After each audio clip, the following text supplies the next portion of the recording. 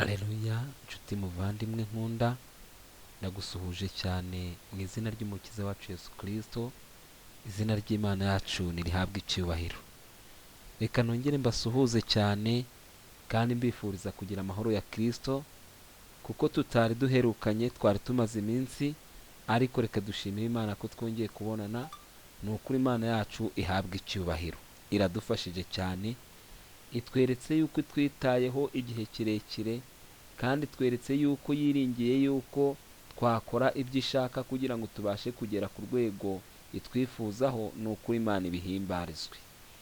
Rero tugiye gukomeza turebera hamwe icyigisho kitubwira umubero uheruka n'ijwi rirenga, cyangwa se umuburo uheruka n'iryo jwi rirenga.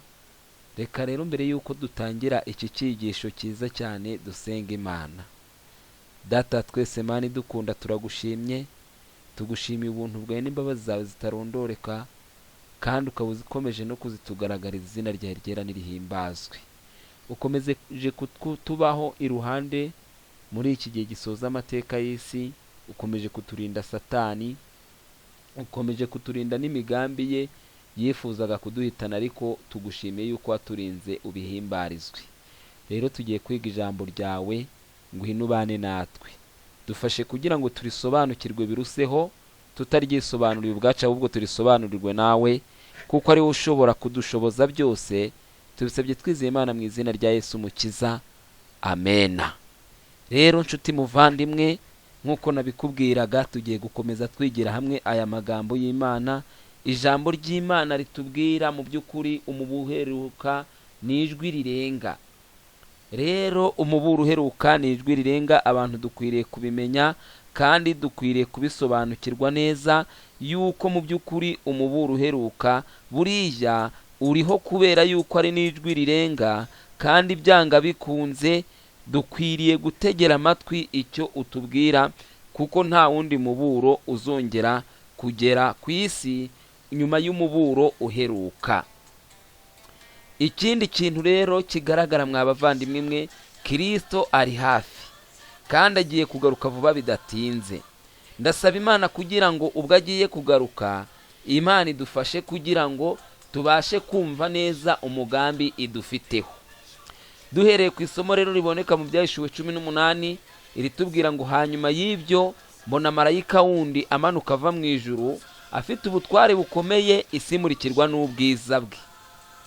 Marayika uwo arangurura ijwi rirenga ati, iraguye, iraguye Babuloni ikomeye, ihindutse icumbi ry'abadayimoni, aharindirwa imyuka mibi yose n'ibisiga byose bihumanye kandi byangwa. Numva irindi jwi rivugira mu ijuru riti, bwoko bwanjye nimusohokemo, kugira ngo mwe gufatanya n'ibyaha byawo, mwe guhabwa no ku byago byawo. Aya magambo aratwereka neza mu by'ukuri ko Kristo yifuza kugira icyo akorera muri twebwe. Arifuza kugira ikintu ahindura mu bwoko bwe, kuko ibibazo bizaba kuri Babuloni ari yari kubwira abantu gusohokamo biremereye cyane, kandi arifuza yuko ibi byago bitatugeraho ngo biturimbure. Arifuza yuko ibi byago bitatujyana ku rwego rw'igihe noma, ahubwo twava muri ibi byago bizahura na Babuloni, bitewe n'uko iyi Babuloni twayibonyeho ibintu byinshi ivugwaho kandi itungwaho agatoki. Rero ndasaba Imana kugira ngo nshuti muvandimwe, ubwo dukomeje kwiga aya magambo, reka dusenge dusaba cyane kugira ngo ijambo ryayo rikomeze kudufasha. Twabonye yuko mu by'ukuri uyu muburo uheruka cyangwa se ijwi rirenga ugizwe n'ibintu byinshi cyane bizagenda biwamo, harimo ivugabutumwa rikomeye cyane, ndetse rizaba rifasha kubwira abantu yuko bakwiriye kwakira imbabazi z'Imana, ndetse atari ukwakira imbabazi z'Imana gusa, ahubwo bakagera ku rwego bita urwo kwera. Kuko twasomye isomo riboneka mu rwa mbere rwa Petero ryatubwiye ngo, kandi ngo tube twera nk'uko uwaduhamagaye nawe ari uwera. Niyo mpamvu nsaba Imana kugira ngo rero ubwo turi muri icyo gihe tuburire umuntu wese n'ubwoko bw'Imana bwose yuko uyu murimo ari ukwiriye gukorerwa umuntu. Gusohoka muri Babuloni rimwe igomba kuzaba ari Babuloni igaragara y'ibigaragarira amaso, izagerwaho n'izi ngorane, ari nayo cyane cyane yanditswe mu byahishuwe, usibye ko inanditsemwo mu buryo bubiri, no mu buryo bw'iby'umwuka. Abantu bagomba gusohoka muri Babuloni ariyo gusohoka mu cyaha bo ubwabo cyababase. Iyo nayo tukwiriye kumenya yuko ari indi Babuloni. Ariko noneho tugomba no kubwira abantu yuko mu by'ukuri hariho na Babuloni abantu bazahamagarirwa gusohokamo, ariyo izaba irwanya iby'Imana. Rero twabonye yuko mu by'ukuri aya magambo ari amagambo meza cyane, kandi yuko aya magambo ari ay'ukuri. Reka dusabe Imana kugira ngo ikomeze kudufasha kuyumva neza. Hano rero dukomeje muri iki cyigisho cyacu cyitwa umuburo uheruka, cyangwa se n'iryo jwi rirenga, cyangwa se umuburo uheruka ijwi rirenga. Reka tukomeze muri iki cyigisho, kuko ibyatambutse turabizi, tumaze gukora episode 3. Iyi ni episode ya 4. Wenda uzagira ubushobozi azajye kuri interinete azazisangaho. Reka dukomeze n'iyi episode ya 4 itubwira n'ubundi ijwi rirenga, cyangwa se umuburo uheruka n'ijwi rirenga. Mu byashuwe rero 18 umurongo wa mbere kugeza ku wa 2 n'uwa 4 niho dusoma amagambo yose tumaze kubona hariya, atubwira yuko atubwira gutya mu by'ukuri ngo, hanyuma y'ibyo mbona marayika wundi amanuka ava mu ijuru afite ubutware bukomeye, isi imurikirwa n'ubwiza bwe. Arangurura ijwi rirenga ati, umuntu naramya inyamaswa n'igishushanyo cyayo, iraguye Babuloni ikomeye, ihindutse icumbi ry'abadayimoni, aharindirwa imyuka mibi yose n'ibisiga byose bihumanye kandi byangwa. Ngo numva irindi jwi rivugira mu ijuru riti, bwoko bwanjye nimusohokemo, kugira ngo mwe gufatanya n'ibyaha byawo, mwe guhabwa no ku byago byawo. Iki ni ikintu cyerekana yuko Babuloni igiye kuzahura n'ibyago kubera ibyaha byayo. Reka rero ubwo iyi Babuloni igiye guhura n'ibyago kubera ibyaha byayo, dusaba Imana kugira ngo twebwe ibidushyizaho tutagomba guhura n'ibi byago, cyangwa ngo tube twahura n'ibi byaha. Nk'uko tubisomye hano mu byahishuwe, hari ibyaha mu buryo bumwe bigomba kutuvamo, hakaba n'ibyago bigomba kuzagera kuri Babuloni, kubera yuko yo irimo irimakaza icyaha cyane. Rero Imana idufashe kandi tugirire neza kugira ngo dukomeze kugendana nayo. Hano baravuze ngo muri icyo gihe, ubwo ni igihe cyo kwamamaza ubutumwa buriya butumwa bwo kugwa kwa Babuloni. Muri icyo gihe ubwo abantu bazaba bamamaza ubutumwa bwo kugwa kwa Babuloni, kizaba ari n'igihe cy'akarengane. Kwizera kw'abagaragu b'Imana kuzageragezwa bikomeye. Bazaba baratanze umuburo bakiranutse, biringiye Imana n'ijambo ryayo gusa. Umwuka w'Imana wayoboraga imitima yabo niwe uzabahatira gutanga ubwo buhamya, babishishikariye, babibashishijwe n'umwete n'imbaraga mvajuru bizaba bibakoresha. Bazasohoza inshingano yo kuvuga ubutumwa Imana yaboherereje gutangariza abantu, batiriwe batekereza ku ngaruka zabyo. Rero ngo abana b'Imana bazatanga iyi miburo badatekereza no ku ngaruka byabagiraho. Ikigaragaza ko azaba ari mu gihe cy'akarengane ni uko ubu butumwa ngo bugomba kuzagera n'igihe bujya bugeraho bugateza ingorane, kuko n'ubwoko bw'Imana ngo ntibuzirirwa bwita cyangwa ngo butekereze ku ngaruka z'ibyo bintu, kuko ingaruka zizaba zihari kugira ngo abana b'Imana bazavuge ukuntu Babuloni imeze, bavuge n'ukuntu rwose igomba kugwa, maze ibyo bintu bibagwa amahoro. Ni ikibazo kuko bitunga agatoki impande ebyiri zikomeye. Urwa mbere zitunga urutoki ni idini ryaguye, kabiri ni uburyo bwo gukorana kw'idini na leta. Ibyo bintu rero bigomba kuzabyara ingorane. Ariko ngo ubwoko bw'Imana buzatanga iyi miburo batiriwe batekereza ku ngaruka zabyo. rero Imana idufashe kugira ngo ubwo tugeze muri iki gihe cyo kuvuga ijwi rirenga he kuzagira n'umwe utindiganya cyangwa utabyumva neza. Ntabwo bazatekereza ku nyungu zabo zishira cyangwa ngo bite ku cyubahiro cyangwa ku magara yabo. Nanone ubwo ishuheri yo kubarwanya n'agasuzuguro izabageraho, bamwe kubwo kuzurwa n'agahinda bihebe, bitegure kuvuga cyane bati iyo tuba twaramenye ingaruka z'amagambo yacu tuba twaricecekeye. Bazaba bagoswe n'amakuba impande zose. Satani azabateza ibigeragezo bikaze cyane. Umurimo bazaba barakoze uzagaragara ko wari urenze ubushobozi bwabo. Bazakangishwa gutsembwaho burundu. Ishyaka ryabateraga gukora rizayoyoka, nyamara kandi ntibazasubira inyuma na hato.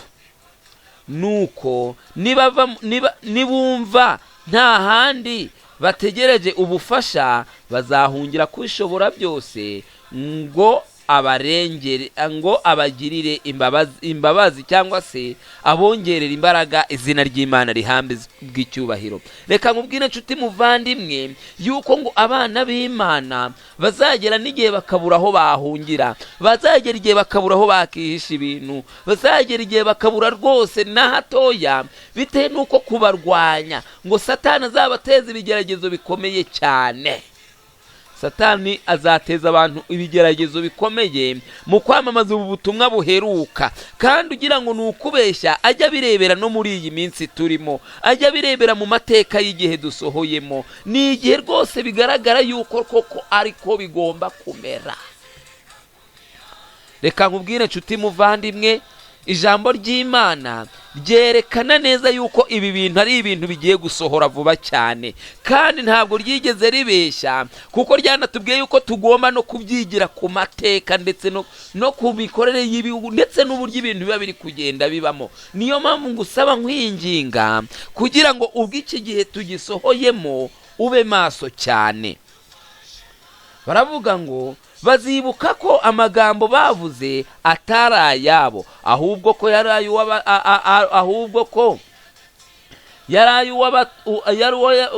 ay'uwabasabye gutanga uwo muburo. Kandi ubwo bazaba babona bimeze gutyo yuko nta kintu bo babikoraho kuko hari uwababwiye gutanga umuburo, Imana yabashyize ukuri mu mitima yabo, kandi ntibashobora guhangara kutagutangaza. Ntabwo bashobora guhangara kutagutangaza, bitewe n'uko sibo ubwabo bivugisha, bitewe n'uko sibo ubwabo baba babyivugira, ahubwo hari uwabibashyizemo kandi bagomba kubisohoza uko byagenda kose. Hano baravuga ngo ubutumwa buzabyutsa akarengane. Ubu butumwa rero bitewe n'ukuntu buzaba bukora ku mpande zose, bitewe n'ukuntu ari ubutumwa buzaba bushyira ikibi hanze, ngo ni ubutumwa buzabyutsa akarengane cyangwa se ni ubutumwa buzakurura akarengane. Nshuti muvandimwe, ubu butumwa iyo urebye ukuntu tusabwa kubuvuga, ukareba n'ukuntu ari ubutumwa buzatuma abantu barenganywa, ndagira ngo nkubwire yuko byanga bikunze dukwiriye kumenya yuko atari ubutumwa buzagarukira aho ngaho gusa, ahubwo buzatuma n'abantu barenganywa. Baravuga ngo abapasitoro bazakoresha imbaraga zirenze iza kimuntu kugira ngo babuze umucyo kurasira abayoboke babo. Ibi bintu biratangaye, ngo bazaba bagira ngo ubu butumwa cyangwa se ngo umucyo utagera kubo bayobora. Bazakora uko bashoboye kose kugira ngo bagerageze kubuzanya ibiganiro bishingiye kuri ibyo bibazo by'ingenzi. Itegeko ry'icyumweru nirimara gucanira, itorero rizifashisha amaboko akomeye y'ubutegetsi bwa leta. Abagatulika n'abaprotesitanti bose bashyize hamwe. Reka nkubwire, aya magambo arakomeye cyane kuko ari kuduhishurira uko ibintu bizakorwa muri icyo gihe giheruka, ngo abapasitoro bazakoresha imbaraga zirenze za kimuntu kugira ngo babuze umucyo kugera kubo bayobora. Wahagira ngo babagize agatebo kabo ku buryo bazaba badashaka yuko babasha kugira icyo bamenya kuri ibyo bintu. Baravuga ngo bazakora uko bashoboye kose kugira ngo bagerageze kubuzanya ibiganiro bishingiye kuri ibyo bibazo by'ingenzi. Ibibazo by'ingenzi, abana b'Imana bazaba bari gusobanura ibijyanye n'itegeko n'uburyo itorero na leta biri kwihuza cyane, kuko ibyo nibyo bigize Babuloni. Noneho ngo abantu nibashaka kubibabaza abapasitoro, abayobozi bazavuga bati nimuhave mwijya gutegera amatwi biriya bintu rwose, nimuhave nimusigeho bariya bantu barebyihutana, nimutuze nimuhumure. Ngo bazagerageza kubuza abantu yuko bajya kumva ibyo bibazo by'ingenzi. Itegeko ry'icyumweru nirimara gucanira, ahangaha niho abantu benshi tutajya dutekereza. Gucanira ku itegeko ry'icyumweru ntabwo ari ukuvuga yuko ari uko abantu bazaba bamaze gutangira kuriruhuka, ntabwo ari ukuvuga yuko rizaba ryamaze kuba gahato ku bantu byonyine, ahubwo ni ukuvuga yuko rizaba ririmo rinashyirwa mu bikorwa mu buryo ubwo aribwo bwose. Twabonye yuko n'ikibazo cya dimanche mu by'ukuri no muri iyi minsi kiriho, ariko mu buryo bufifitse. Rero ngo nirimara gucanira, itorero rizifashisha amaboko akomeye y'ubutegetsi bwa leta, abagatulika n'abaprotesitanti bose bashyize hamwe. Mu bubasha bw'amategeko y'abantu, abakomeza amategeko y'Imana bazacibwa ibihano kandi bazafungwa. Aya magambo se ubu murumva yoroshye? Ngo nukuvuga ngo abana b'Imana bagomba kuba biteguye yuko nibatangira kuvuga ubu butumwa, igihe cyose buzaba butangiye kuvugirwa icyari cyo cyose, niyo waba uyu munsi, umva ngo mu bubasha bw'amategeko y'abantu, amategeko y'abantu azatorwa, amategeko y'abantu azashyirwaho, bazashyiramo itegeko rivuga yuko abakomeza amategeko y'Imana bazacibwa ibihano kandi bagafungwa. Icyo ngicyo ni ihame ry'ibintu bigomba kubaho. Hano baravuga ngo bamwe muri bo bazabona imbere yabo ibihe bibahesha ibyiza, impano n'inyungu z'ibintu, maze aho guhakana kwizera kwabo bazasubizanya ingo, maze aho guhakana kwizera kwabo abo bana b'Imana bazasubiza batanyuranyije na Ruteri bati mutwereke mukoresheje ijambo ry'Imana yuko turi mu ikosa. Nguko uko abagaragu b'Imana bazabigenza, bazasubiza bati nimutwereke niba turi mu ikosa. Ngo bazahabwa amashimwe n'ibindi bihembo, ntibazabyitaho. Bazahabwa ibihe byiza, ntibazabyitaho. Bazahabwa inyungu z'ibintu, ariko ibyo byose ngo ntibazabyitaho. Bazavuga nka Ruteri bati nimutwereke mukoresheje ibyanditswe cyangwa se ijambo ry'Imana yuko turi mu ikosa. Abazajyanwa imbere y'inkiko bazahamya ukuri ku buryo buranguruye, kandi benshi mu bazabumva bazajya mu ruhande rwabo, izina ry'Imana rihimbazwe. Ngo igihe abana b'Imana bamwe bazajyanwa mu nkiko, igihe abana b'Imana bamwe bazajyanwa gufungwa, ngo bazahatangira ubwo butumwa. Kandi ngo ubu butumwa nibamara kubutanga, hari abantu benshi mu bacamanza, mu nzego za leta, mu bantu bose bazaba baje gutegera amatwi ngo bumve kwiregura kw'abo bantu, bazahitamo kujya mu ruhande rwabo, ari rwo ruhande rw'Uwiteka. Uru ruhande ruzaba rushyigikiwe n'Uwiteka, ngo abantu benshi bazakorwa ku mutima barujyemo. Mbega ukuntu Imana iteganya gukora umurimo mu buryo bukomeye cyane! Mbega uburyo Imana izakoresha no gufunga abantu kugira ngo ubutumwa bubashe kugera mu bacamanza, kugira ngo ubutumwa bubashe kugera mu mu nteko za leta kugira ngo ubutumwa bubashe kugera ku bantu benshi, nuko Imana ngo izemera ko n'abantu bafungwa.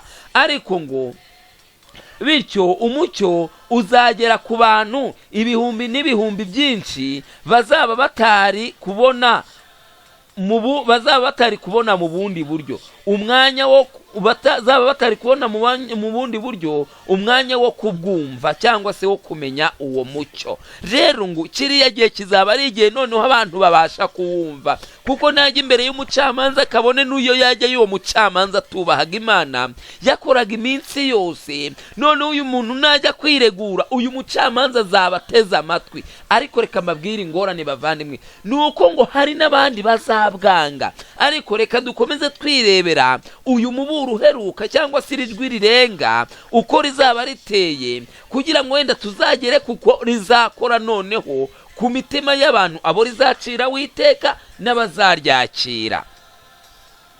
Baravuga ngo aya magambo y'intumwa Pawulo azasohora inyuguti ku yindi, ngo icyakora n'ubundi abashaka kujya bubaha Imana bose bari muri Kristo Yesu bazarenganywa. Urwa kabiri rwa Timoteyo igice cya 3:12. Kwanga gukomeza dimanche kwabo kuzakururira gushyirwa mu nzu y'imbohe, guhunga no kubaho nabi. Aya magambo ndagira ngo nshuti muvandimwe uyiteho cyane. Ni amagambo intumwa Pawulo yanditse, ni amagambo wasoma mu rwa kabiri rwa Timoteyo igice cya 3:12. Reka nyesubiremo nawe uyumve ngo aya magambo y'intumwa Pawulo azasohora inyuguti ku yindi, ngo icyakora n'ubundi abashaka kujya bubaha Imana bose bari muri Kristo Yesu bazarenganywa. Urwa kabiri rwa Timoteyo igice cya 3:12. Kwanga gukomeza dimanche kwabo abo bantu b'Imana kuzabakururira cyangwa se kuzakururira gushyirwa mu nzu y'imbohe, guhunga no kubaho nabi. None se ko bazaba batemerewe kugura no kugurisha, batemerewe kugira n'ahantu na hamwe batarambukira, icyakora abazaba barahunze Imana izabasangayo. Abazabaho nabi kandi nabo batanafunzwe n'abazaba bahari ubundi ntibazabaho neza. Noneho hari n'abandi bazaba bari mu nzu y'imbohe. Byanga bikunze umuntu w'Imana agomba kuzaboneka muri iyi migabane itatu, kuko niko ijambo ry'Imana ryavuze. Umwana w'Imana wese agomba kuzageragezwa aho azaba ari hose. Niyo mpamvu nsaba Imana kugira ngo idufashe cyane. Hano baravuga ngo mu buryo bwa kimuntu ibyo byose bigaragara ubu nk'ibitashoboka, ariko ubwo imbaraga y'umwuka wera izaba yavanwe ku isi hazaboneka ibintu bitigeze kubaho. Umutima w'umuntu ushobora guhinduka nk'uw'inyamaswa iyo urukundo no gutinya Imana byawuvuyemo.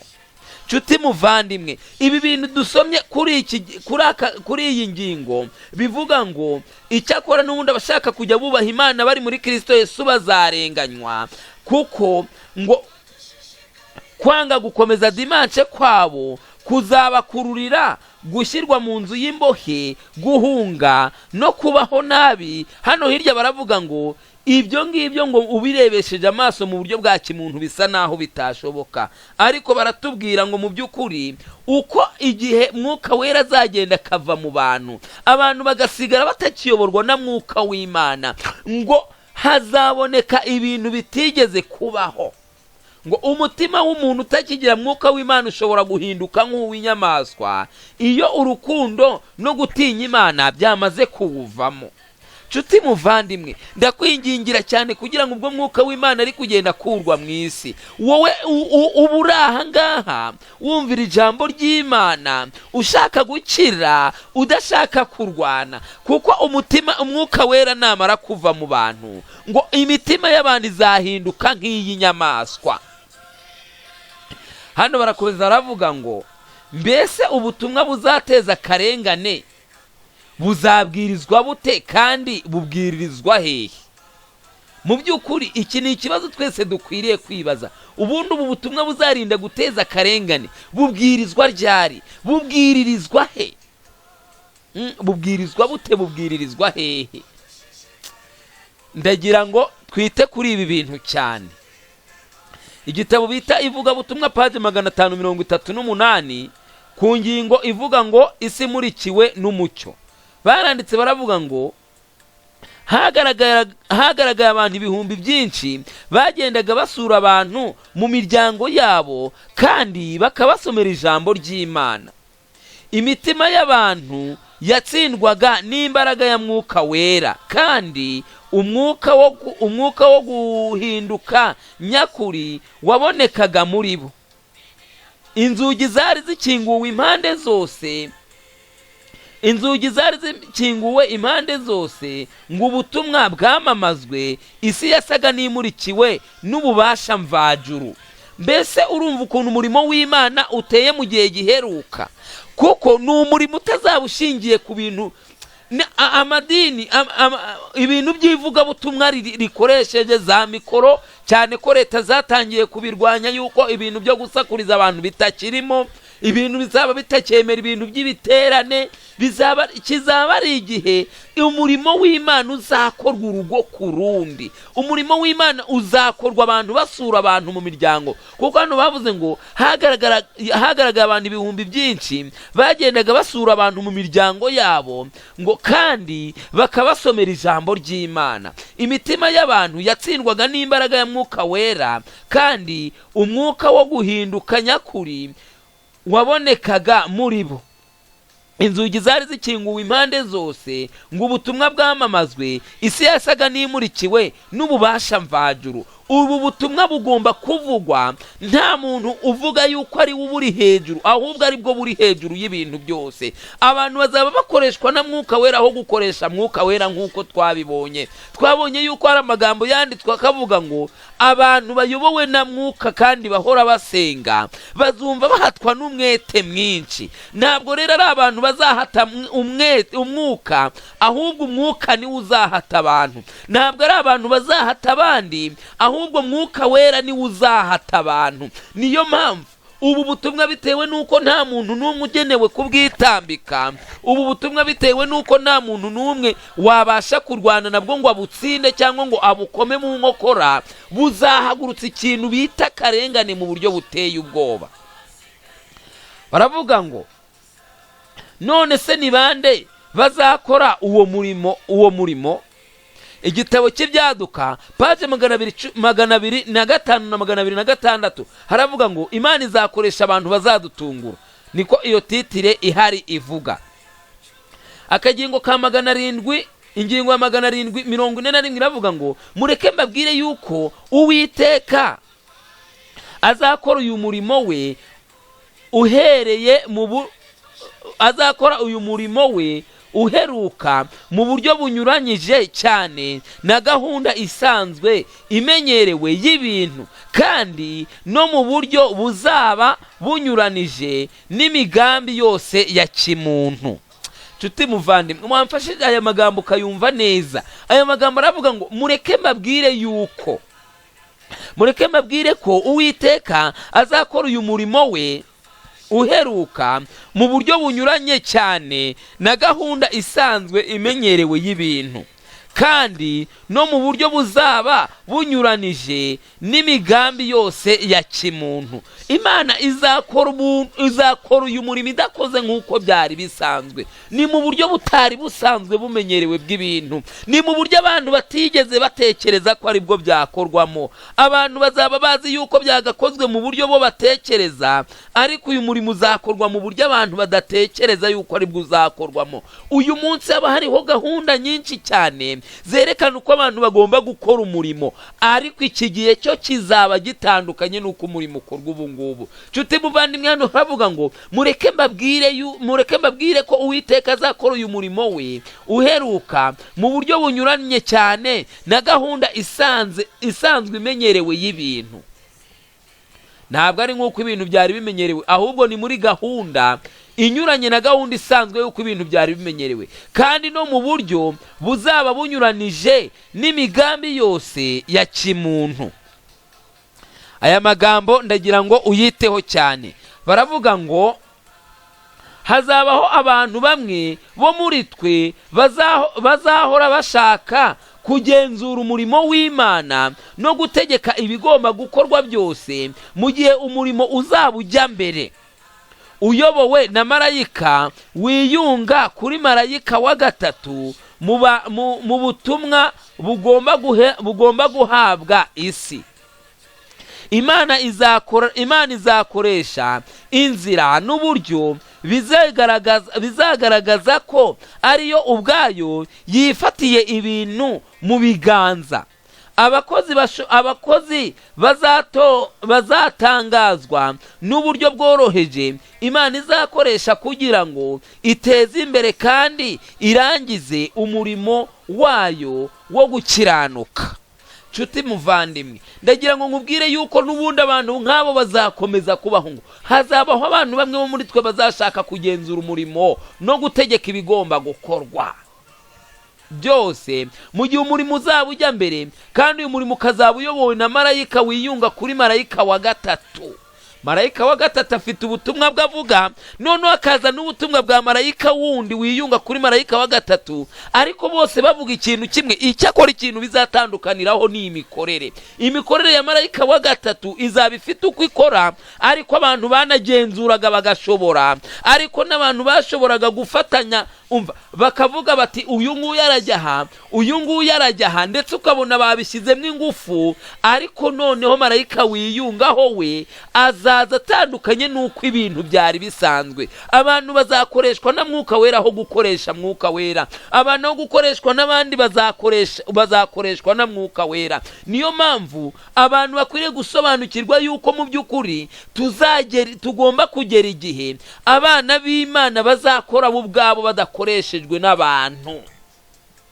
Kandi ijambo ry'Imana twabonye yuko ikintu riba ryaravuze kugira ngo kibure gusohora ni ibintu bitajya bishoboka, uko cyavuzwe niko gisohora. Ndasaba Imana kugira ngo rero idufashe muri uku gusohora k'ubuhanuzi, tube maso kugira ngo tudatambukaho tugakomeza gushaka kugenzura ibintu, dushaka gukomeza gushaka gutegeka ibikorwa, ahubwo natwe dusenge kugira ngo tujyanwe na mwuka wera mu murimo w'Imana. Izina ry'Imana rihabwa icyubahiro. Nimukibwire ko byazadushobokera gutegura imigambi y'igihe kizaza. Reka Imana imenyekane ko ariyo ubwayo yifatiye ingashya ibihe byose no mu mimerere yose. Izakoresha uburyo buzaba buboneye, kandi izashyigikira, izakuza ndetse izahuriza hamwe ubwoko bwayo bwite. Aha ngaha baratubwira yuko mu by'ukuri tudakwiriye kuba dutegura iby'igihe kizaza, uko umurimo uzaba ukorwa mu myaka iri imbere, uko umurimo uzaba uyobowe mu mioja, ahubwo ngo Imana niyo noneho izasigara yikorera ibintu. Muri icyo gihe itegeko ry'icyumweru rizaba ricaniriye, ntabwo abantu bazaba bakora nk'uko bari basanzwe bakora, kuko n'ubundi gahunda z'imikorere zizaba zahindutse, kuko twabonye yuko mu by'ukuri imbaraga y'Imana ari izaba iri gukora. Rero nshuti muvandimwe, ndagira ngo nkubwire yuko iki nicyo gihe, kandi icyo gihe abantu cyamaze kugera, ahubwo uragenda cyangwa urasigara. Mbese nshuti muvandimwe, ntushobora kwibaza uti mbese Mana ushaka ko ngukorera iki? Hano baranditse baravuga ngo umufasha azigaragaza atari mu buryo bwitezwe n'umuntu, ahubwo ari muri gahunda yagenwe n'Imana, mu bihe no mu buryo butari bwitezwe bizahesha izina ryayo icyubahiro. Kuko twebwe dushobora kubijyamo, ariko kandi izina ry'Imana ntirihabwe icyubahiro. Ariko ngaha bari kutubwira yuko mu by'ukuri noneho icyo gihe bwo Imana izabikora mu buryo bwayihesha icyubahiro, kurenza uko twebwe twashaka kuvuga ngo tubikore ngo birahe Imana icyubahiro. Imana izabiza uburyo bwayiha icyubahiro, ni nayo izahitamo uko bukoreshwa. Hano baravuga ngo 744 baravuga ngo azatoranya muri rubanda rusanzwe abagabo n'abagore bazasohoza umurimo we, nk'uko yabikoze mu gihe cyashize ubwo yahamagaraga abarobyi ngo babe abigishwa be, niko nanone azongera guhamagara muri rubanda rusanzwe. Vuba aha cyane hagiye kubaho ikanguka rizatungura benshi. abatazasobanukirwa n'ibikwiriye gukorwa bazatambukwaho. Hari ngo abantu batazasobanukirwa n'ibikwiriye gukorwa nabo bazatambukwaho, kandi intumwa z'ijuru zizakorana n'abagaragara nka rubanda basanzwe, kandi zizabashoboza kujyana ukuri mu birere byinshi. Nshuti muvandimwe, none se ko tureba Imana ishobora no gukora mu buryo twe tutatekereje, igatesha agaciro amashuri yizwe, Imana ku buryo itazita no ku cyubahiro cy'abantu ngo wenda nibuze igenderere ku kuvuga ngo nyanaka arubashywe. Oya, reka nkubwire ngo azatoranya muri rubanda rusanzwe. Nshuti muvandimwe, azatoranya muri rubanda rusanzwe, kandi reka nkubwire, niba azatoranya muri rubanda rusanzwe abantu batazasobanukirwa n'ibikwiriye gukorwa nabo bazatambukwaho. Hari abantu rero badashaka kumenya yuko mu by'ukuri turi mu impinduka zikomeye cyane, ngo nibuze bashaka ukuntu bakegera Imana. Abo bantu rero bagiye gutambukwaho. Ndatinya yuko mu by'ukuri wasanga muvandimwe wowe uteze amatwi iki cyigisho wazasanga watambutsweho. Imana igufashe we kuzatambukwaho kubwo gusuzuma no kugenzura ibintu. Ujye ugenzura ariko usaba Imana kugira ngo igufashe, kuko nzabizi yuko ubutumwa bw'Imana iyo buhagurukijwe ngo hari abantu bameze nk'abafarisayo ba kera bavuga ngo nimwitonde gukabya, ngo nimwitonde igihe ntikiragera, nikigera tuzababwira, ngo nimube muretse rega ngo nimubanze mutekereze kuri ibyo bintu. Ariko nshuti muvandimwe, hano baratubwira ngo azatoranya muri rubanda rusanzwe abagabo n'abagore bazasohoza umurimo we nk'uko yabikoze mu gihe cyashize.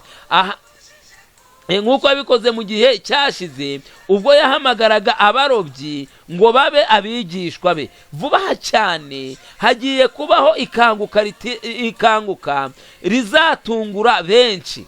Abazatambukwaho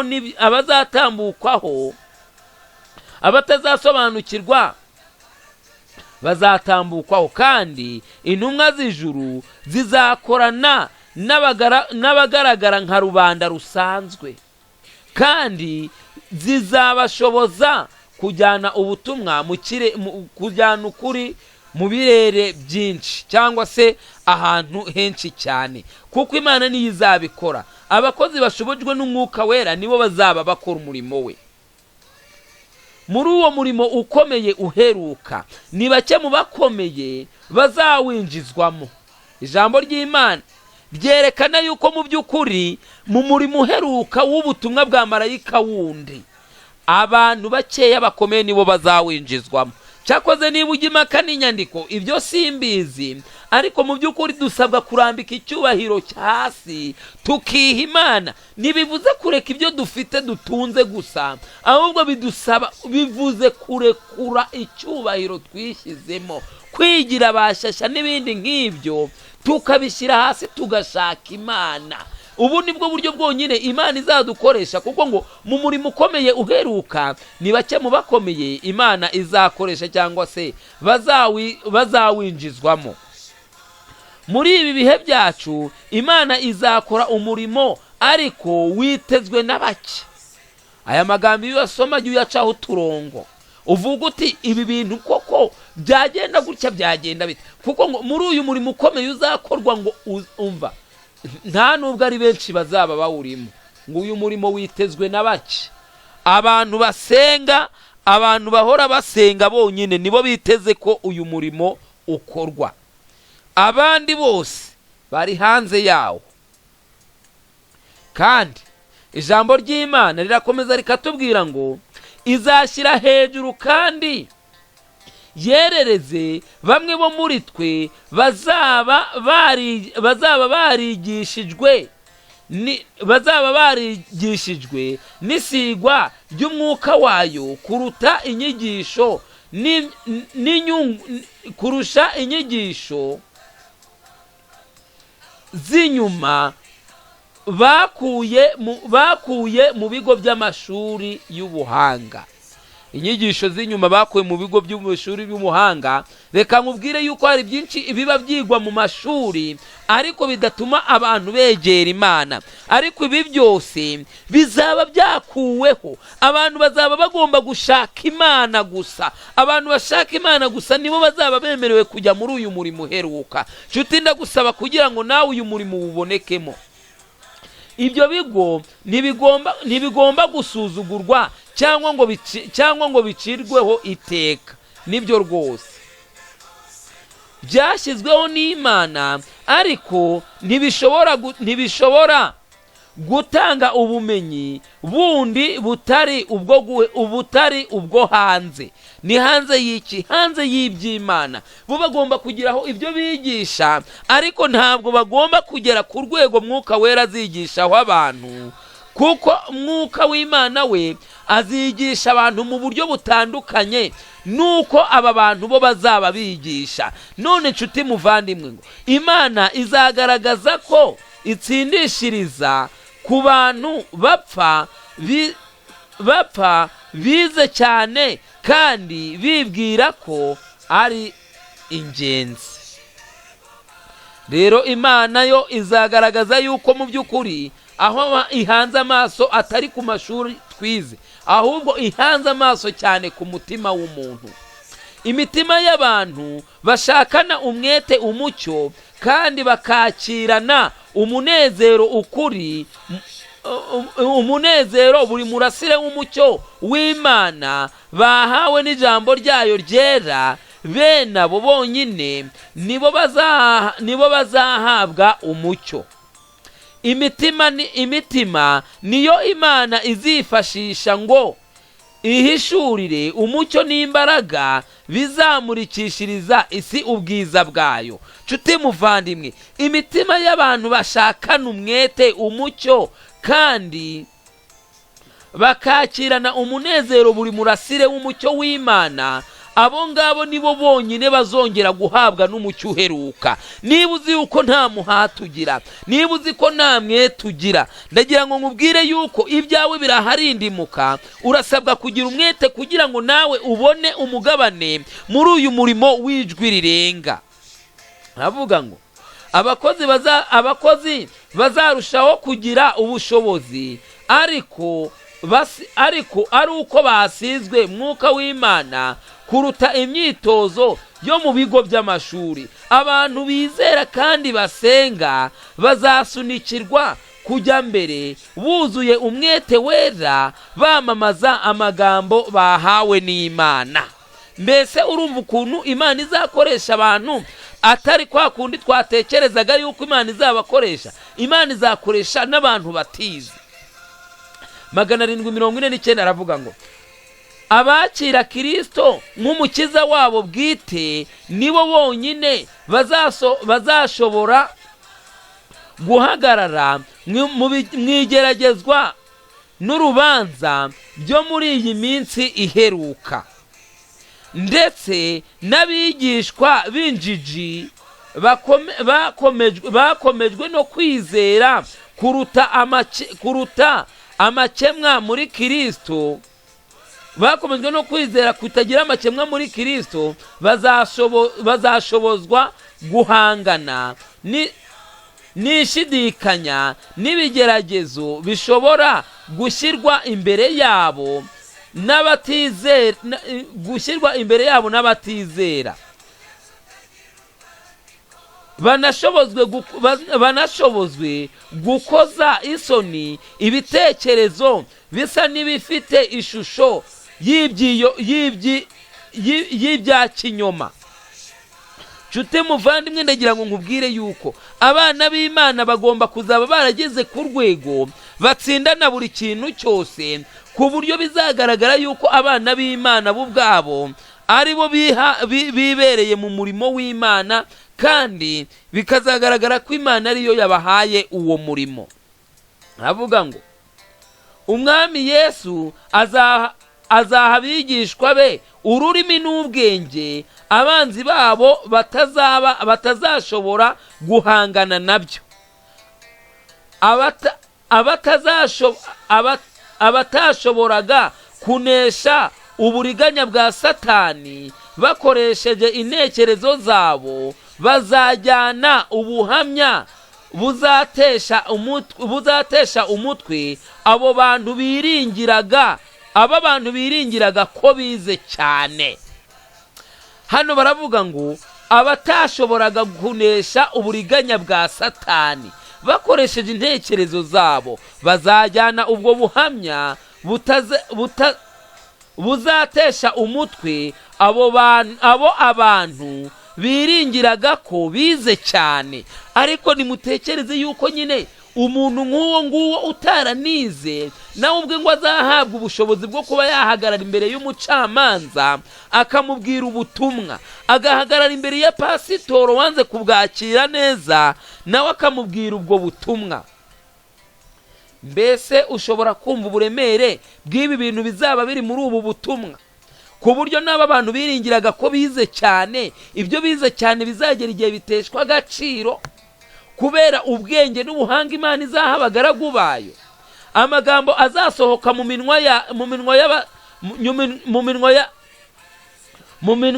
y'abatarize afite imbaraga yemeza n'ubwenge ku buryo buzatera benshi kwihana bagahindukirira ukuri. Abantu ibihumbi bazihanishwa n'ubuhamya bwabo. Ngo abantu batize cyane nabo ngo bazaba bafite amagambo akora ku mutima, amagambo azakangura ubwenge n'amarangamutima y'abantu batari barigeze kumenya ukuri kandi barize amashuri menshi cyane. Nshuti muvandimwe, ndagira ngo nkubwire yuko umurimo ukomeye Imana igiye gukorera abantu, umuntu wese utazibera inkomyi azakorwaho n'ijambo ry'Imana kandi rizamugirira akamaro. 751 haravuga ngo ni mpamvu ki umuntu w'injiji yagira ubwo bushobozi uwize adafite? Ni ikibazo babajije ngo nuko utarize bitewe nuko yizera Kristo aba akijijwe n'ukuri kwera kandi kugaragara mu gihe uwize yamaze gutera umugongo ukuri. Umunyantege nke abera Kristo umuhamya, ntashobora kwitabaza amateka cyangwa ubuhanga bwitwa ko buhanitse, ahubwo akusanya ibihamya bifite imbaraga abikuye mu ijambo ry'Imana. Ukuri avuga ahumekewemo na Mwuka n'ukwera kandi kuragaragara ndetse guherekejwe n'imbaraga itagishwa impaka, ku buryo ubuhamya bwe budashobora kuvuguruzwa. Nshuti muvandimwe, igisubizo cy'uko umuntu w'injiji utarize yashobora gukora umurimo w'Imana kandi akavuga ibintu bititiza abantu bize kiri muri uyu murongo uvuga ngo nuko ukuri yigisha kuba guherekejwe na Mwuka wera kandi adashobora kwishingikiriza ku byo yize, ahubwo yishingikiriza ku Mana. Bityo Kristo amubera imbaraga, akamubera ubwenge, kandi ijambo ryose avuze rigasoborerwa na Mwuka wera rikagera mu mutima ryejejwe, bigatuma ubuhamya bwe bukora ku mutima w'umuntu ku buryo nta muntu wabasha kubivuguruza. Buriya umuntu umwe ashobora kwibwira yuko yabeshya abandi, ariko ushobora kubeshya abandi ariko ntiwabeshya Imana, ariko ushobora kubeshya abandi ariko ntiwabeshya umutima wawe. Aba bantu bazaba bafite ukuri kutavuguruzwa kw'ibyakorewe mu mitima yabo, ku buryo bakiriye Kristo, ku buryo bagendanye nawe intambwe ku ntambwe, ku buryo binjiranye nawe mu buturo bwera, bakava hera bakagera ndetse na hera cyane, ku buryo bavuye mu bwiza bajya mu bundi, ku buryo batsindishirijwe n'ubuntu kubwo kwizera, kandi bagahabwa imbaraga ya mwuka wera, bagahabwa n'uburyo bwo kubasha kugendana na Kristo. Aba bantu bazaba bafite ubuhamya butavuguruzwa, kandi ubwo buhamya buzaba bwerekana ko bahindutse koko by'ukuri. Niyo mpamvu Imana iradusaba yuko tugera ku rwego natwe twemera gukoreshwa nk'uko ishaka kudukoresha. Ndasaba Imana kugira ngo nawe wumvire ubu butumwa buheruka, kandi Imana igufashe kugira ngo uboneke mu murongo w'abana bayo. Reka bari byo ngusabira nk'uko nanjye mbyisabira, mu izina rya Yesu Umukiza wabisezeranye, akadusaba yuko ari cyo kintu dukwiriye gukora cyonyine, kandi akadusaba yuko twabigiramo umwete n'imbaraga. Reka Imana ibitubashishe kandi bidushoboze, mu izina rya Yesu Umukiza wabisezeranye. Amena.